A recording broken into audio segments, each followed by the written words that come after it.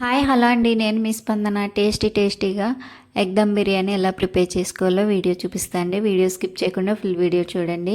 ఇక్కడ నేను KG rice తీసుకున్నాను. వీటిని 2-3 సార్లు శుభ్రంగా వాష్ చేసుకుని కొంచెం వాటర్ యాడ్ చేసుకుని నానబెట్టుకోవాలి. ఇవి నానేలోపు ఇంకొక పాత్రలో ఆయిల్ వేసుకుని మనం 2 ఉల్లిపాయలు తీసుకుని వాటిని సన్నగా కట్ చేసి గోల్డెన్ బ్రౌన్ కలర్ వచ్చే వరకు కూడా ఈ ఆయిల్లో ఫ్రై చేసుకోవాలండి. ఇలా గోల్డెన్ బ్రౌన్ కలర్ వచ్చే వరకు ఫ్రై చేసుకుని వీటిని పక్కకి తీసేసుకుందాం. నెక్స్ట్ మీకు ఎన్ని కావాలంటే అన్ని కోడిగుడ్లను ఉడకబెట్టుకోండి.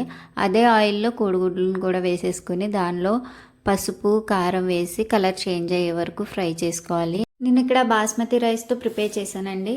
అంటే నేను 2 గ్లాసులు రైస్ తీసుకున్నాను కదా, సో దానికోసం 3 గ్లాసులు వాటర్ తీసుకున్నాను.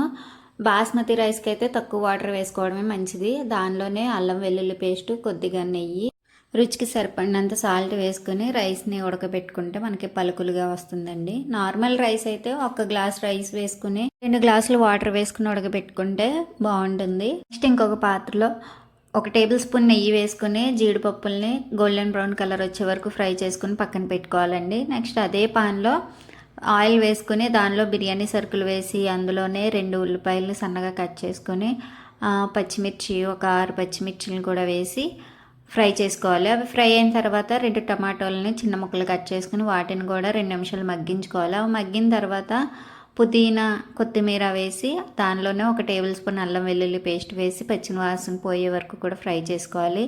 ఇలా ఫ్రై చేసుకున్న తర్వాత కారం, రుచికి సరిపడినంత సాల్ట్, గరం మసాలా, ధనియాల పొడి, పెరుగు ఇవన్నీ వేసి బాగా కలుపుకొని నూనె పైకి తేలే వరకు కూడా కుక్ చేసుకోవాలి. నెక్స్ట్ మనం ఫ్రై చేసుకున్న కోడిగుడ్లను ఇందులో వేసేసి దానిపైన రైస్తో కవర్ చేసుకోవాలండి. ఇలా కవర్ చేసుకున్నాక దానిపైన ఫ్రై చేసుకున్న ఆనియన్స్, కొత్తిమీర, పుదీనా, జీడిపప్పు ఇవన్నీ ఒక 10 నిమిషాలు దమ్ చేసుకుంటే వేడివేడిగా ఎగ్ దమ్ బిర్యానీ అనేది రెడీ అయిపోయింది.